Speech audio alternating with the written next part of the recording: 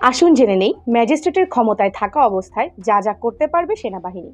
বাংলাদেশ সেনাবাহিনীকে নির্বাহী ম্যাজিস্ট্রেটের ক্ষমতা দিয়ে মঙ্গলবার যে প্রজ্ঞাপন জারি করা হয়েছে তাতে বাংলাদেশের ফৌজদারি কার্যবিধির ১৬টি ধারায় সেনা কর্মকর্তারা তাদের ম্যাজিস্ট্রেসি ক্ষমতা প্রয়োগ করতে পারবে।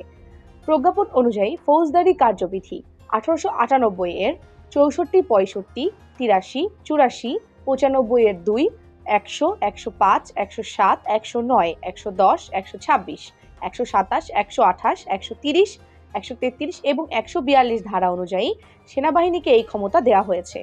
ফৌজদারি কার্যবিধির এসব ধারা অনুযায়ী নির্বাহী ম্যাজিস্ট্রেটের দায়িত্ব পাওয়ায় এখন থেকে সেনা কর্মকর্তাদের সামনে কোনো অপরাধ হলে অপরাধীদের সরাসরি গ্রেফতার করতে পারবেন, দিতে পারবেন জামিনও।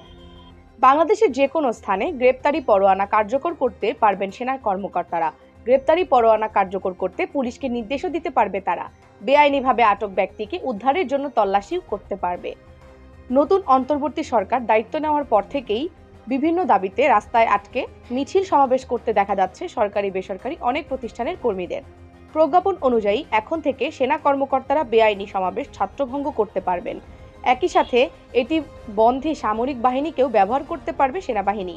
এছাড়াও স্থানীয় উপদ্রব নিয়ন্ত্রণে বিভিন্ন আদেশ জারি করতে পারবে, আটক করতে পারবে সন্দেহভাজন ব্যক্তিকেও।